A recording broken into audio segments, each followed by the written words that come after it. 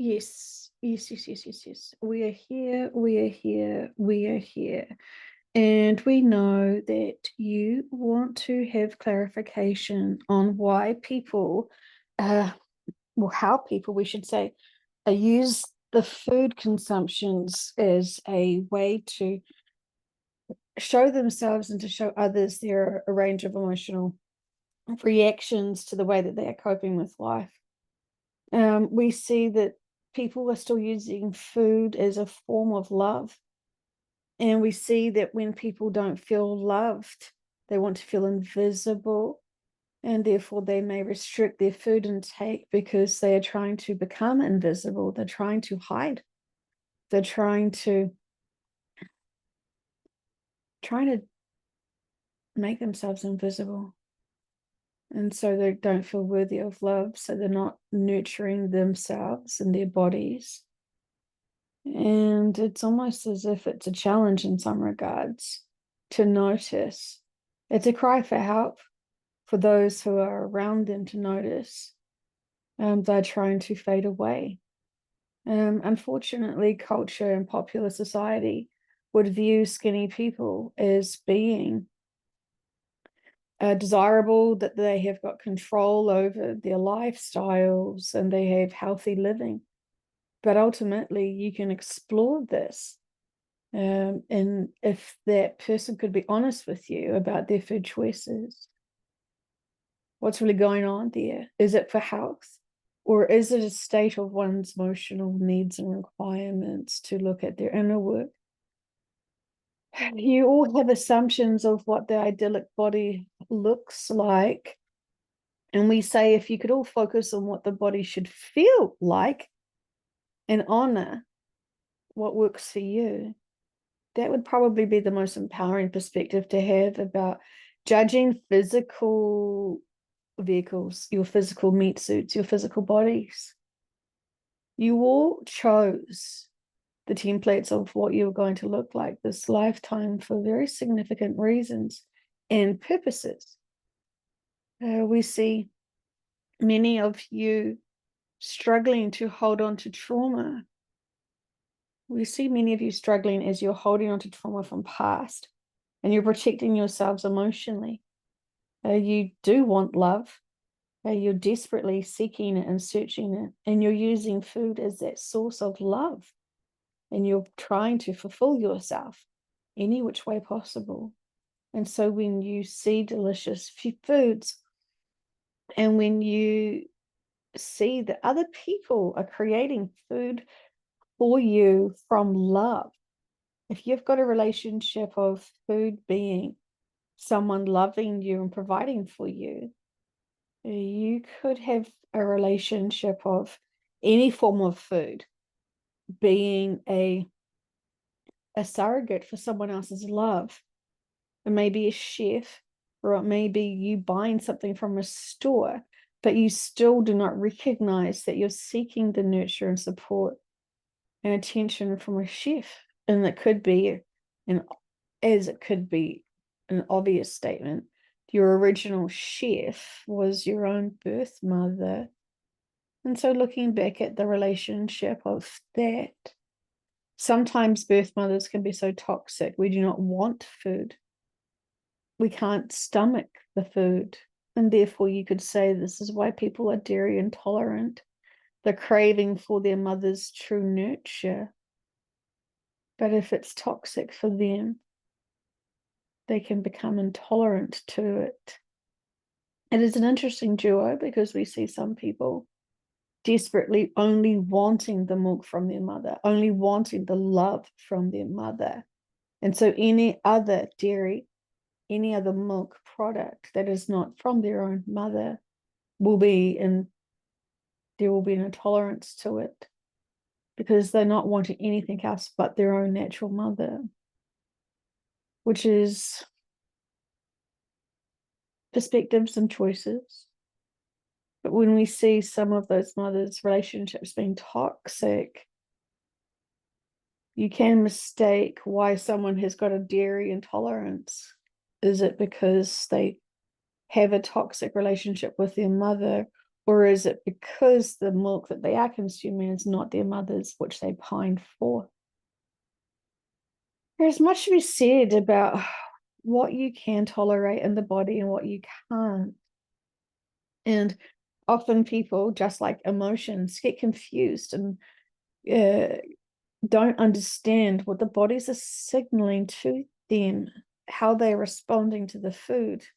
It is like how you emotionally feel so much different range of emotions, but yet you can't quite identify what's going on for you, is you can easily misconfuse emotions and reactions with misdiagnosed labels. We've expressed this to you before, but when you are focusing on the foods and what you're intolerant to, what you have a distaste for, what you have a disdain for, it's very interesting because your bodies are machines, and you truly could live a very, very, very simple life and have very little subsistence and survive very well in a high frequency and be able to do many things with your physical bodies. You have these assumptions that you must have 3 square meals a day and they must look like some form of a pyramid chart that some professional organization has classified as what is best for your bodies. It is just like what you've been told your entire lives from the professionals, how much you should sleep, how much you should drink, how much you should eat.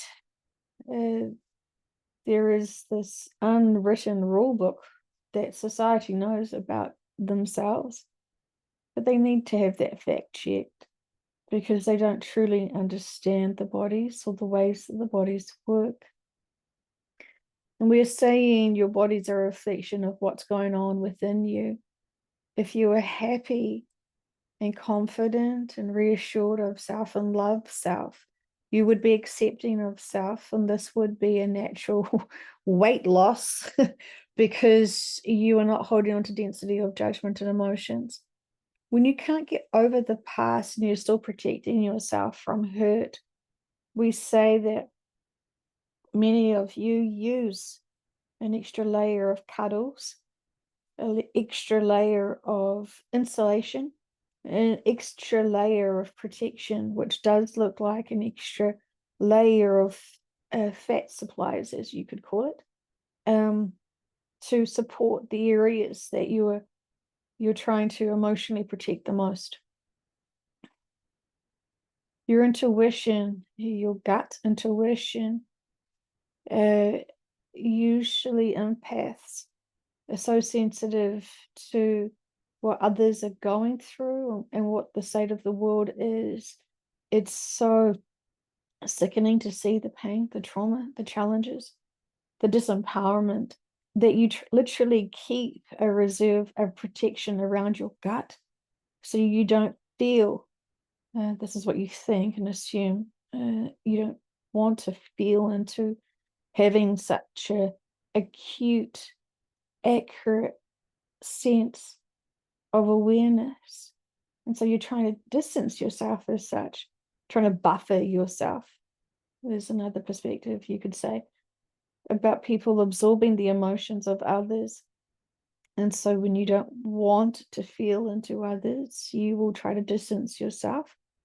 And that way could be getting a extra layer of belly fat, you could say, to try and protect your emotions. Remembering that all of your emotional senses are at the front of your bodies, and all of your skeletal system senses are at the back. And so if you do have issues at the front of your body, there is always messages there from your mindsets, which you're creating, which is a direct reference point to your inner work and how you are coping with the state of the world and the state of how others are coping with the state of the world. We are saying you could be incredibly what you would classify overweight, and yet you could still do everything physically you desired. You could dance, you could be graceful, you could do a whole bunch of different physical activities, even while you've got what is classified as an overweight body. But, and it's very possible to do so. But we see many people who are struggling to move forward in their lives because they're still trying to process what their inner work and the inner dialogue is trying to make sense out of the world with. They're not physically able to move forward, therefore they're not wanting to move their bodies around as such, because that just feels like an exertion of energy that is not helpful. When you've got an emotional processing problem or something you're trying to digest, for many it is a distraction to then try to solve a complicated emotional problem by then doing something that is full of exertion. There are many that can do this, but often when you're feeling an emotional imbalance, when you feel the weight of the world, you don't physically feel like you can get up and off and be active because you're still trying to digest the emotional processing that is needed to overcome the emotions of the density and the weight of the world. So when you're already feeling so sluggish, it's very challenging to then physically overcome that, because you are trying to make sense of the world. Your egos are trying to understand the senses that the body is going through, which is absorbing everyone's energy. And so the ego wants to shut down the physical movements and the physical activities because it's trying to eliminate what is the senses that's creating the fear, the frustration, and the range of heart emotional responses. And so the ego is thinking if it keeps the body away from others, this will help, because the ego is sensing that when you're interacting with others, this is when there is a spike in adrenaline in terms of senses of fear and frustration and disconnection, as there is disconnection of communication, as the words are used and everyone understands the language, but the emotional authenticity of the dialogue of conversations between people can cause frustrations as people are still struggling to find their own truth and to find acceptance of others' version of truth as they are exploring their own journey of their version of awakening. And so this can be very frustrating. So the ego senses what the body is doing. So the ego tries to control once again.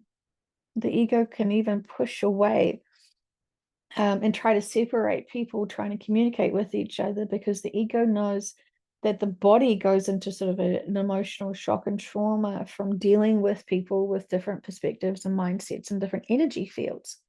The ego senses that the body is struggling when you're absorbing someone's density.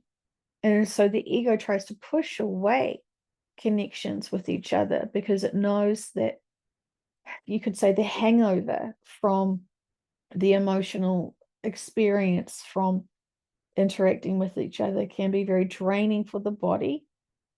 And this concerns the ego because the ego wants to protect the body at all costs, because the ego knows it only survives and only thrives as long as the body is there, because the ego knows that it is not the soul.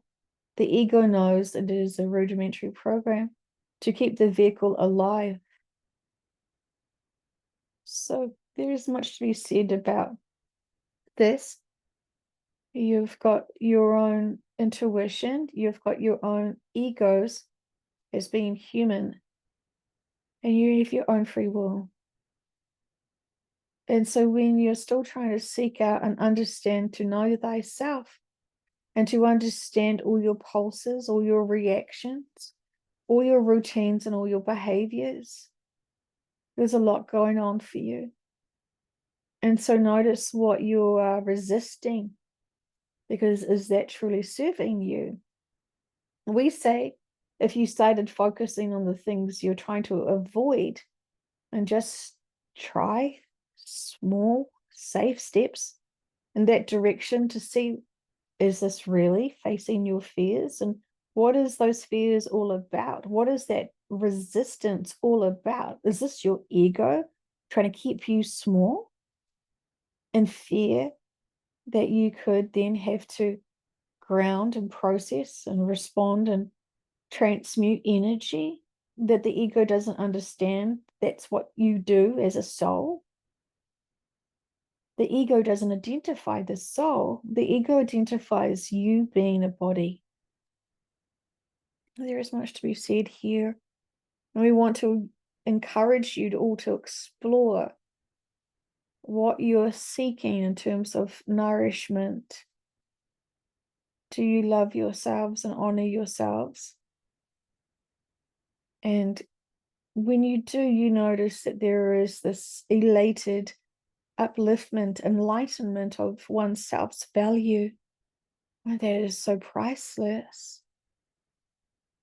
You are merely here for such a short time. And we say, many of you assume a smoker would get lung cancer, and yet we say to you, people who have never smoked get lung cancer because they're absorbing the toxic emotions and shock from others, and that is creating the cancers. When you understand the diseases and how they truly are connected and how you manifest them, you would start noticing things quite differently. You have assumptions of what causes cancers in different parts of your bodies. We say many of you still think that sun cancer on the skin is caused by the sun. And we say, but the sun has always been consistent to human skins. So what has changed here? Is it the sun that suddenly is eroding your skin more, or is there a new fear factor here? Is there a new statement? And have you fact checked that statement? And also, are you complying to a fear-based narrative by then applying certain concoctions to your skin? It's very curious, the narratives of what they're selling you. And when they know that you are deathly afraid of death, so much so that you limit yourself from fully living, what say thee? Explore these routines and beliefs, because we say when all systems are to awaken you to empower yourself and to fact check with your intuition what is going on for all, you may realize that you have been part of the compliance for certain industries. Your bodies are perfect. They always have been, and they always will be, as they are being naturally upgraded. And we have been part of the scenes to upgrade the bodies to be able to be more protected from other people's free will choices to try and disempower you and block you. But watch what you are believing. We hear and see many people having faith, disempowered, limited perspectives, so much so that you are believing them. And so therefore you are disempowering yourself from a myth. So explore what you are thinking and believing and question everything. And we're here to answer all questions that you have for us. And again, we encourage and invite you all to go and channel for yourselves. It is so completely easy to do this. There is nothing to be afraid of. And empowering yourself is hard work, and no one should be afraid of hard work. because you're hard at working at disempowering yourselves and belittling yourselves and creating extra work for yourselves as you are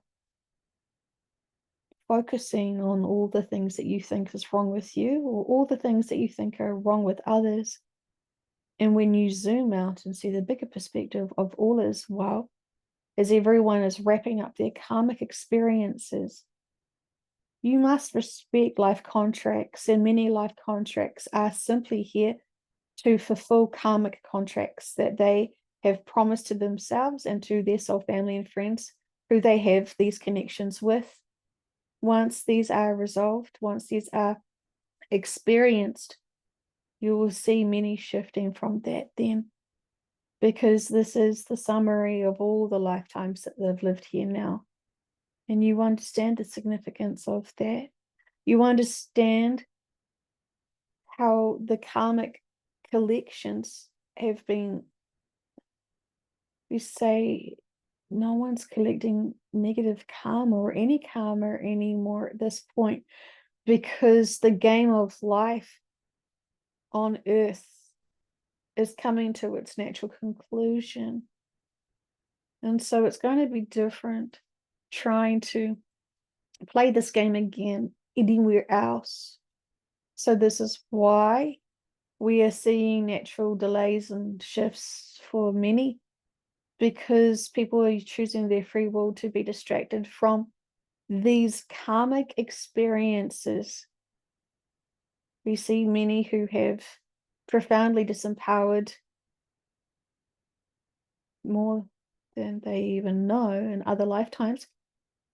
They wanted to come back this lifetime to empower instead of disempower, to heal and be part of the awakening versus part of the control systems that they were once part of in other lifetimes. It's marvelous, the puzzles when you explore how you are all connected.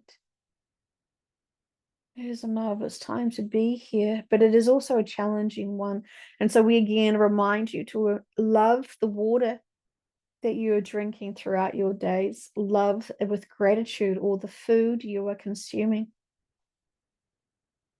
And notice the difference between how your body feels with the different foods you are eating. Be in tune with your body to know what feels right and what feels wrong.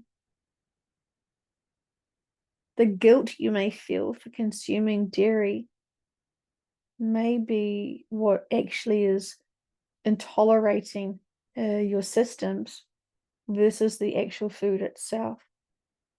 So explore it. Is your body reacting to your mindset, or is your body reacting to the food you are placing within? There is a difference. We invite you all to explore this yourselves and to slow down your busy days and minds and to look at all routines and all belief systems that you have upon thee. Notice everything you're using for your day, every product, every tool, and ask yourself, where did I get this belief system that I need this? And is it truly working? Or is it the belief that it is working, which actually is impacting in the perceived desired results? We say this with love and gratitude for all of you who truly want to empower yourselves. This is going to be, when you reflect back on your choices and behaviors and how you've approached Earth, we say that as advanced souls, we do not brag, but it is incredibly impressive how some of you are empowering yourselves, even at this level of density on Earth that you're living in now. Even the amount of communications and connections and guidance and love that you share with all that you are living with and residing with and co-working with. We see this and we honor thee for those who can find balance and neutral and acceptance while they are focusing on keeping their frequency vibrations truly at a very high level.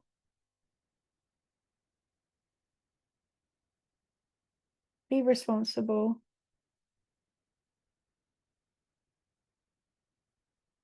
This is important. And we see many of you reflecting back on your choices. And you'll be very proud.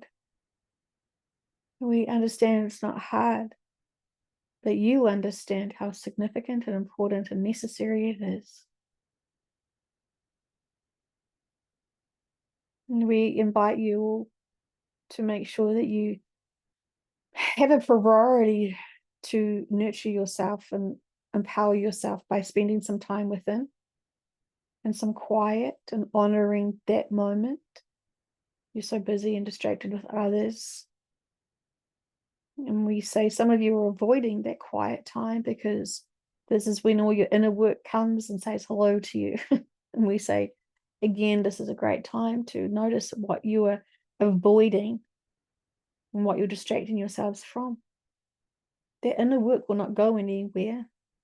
You can't outrun it, nor should you. So face your fears and seize the day and the moment to empower yourselves, to explore it, to love it, to heal it, to accept it, and to be grateful for the lessons and experiences that you all had. Nothing has broken you yet, and nothing will. It is all choices and opportunities to explore as much as you can while you're here now. Go with love.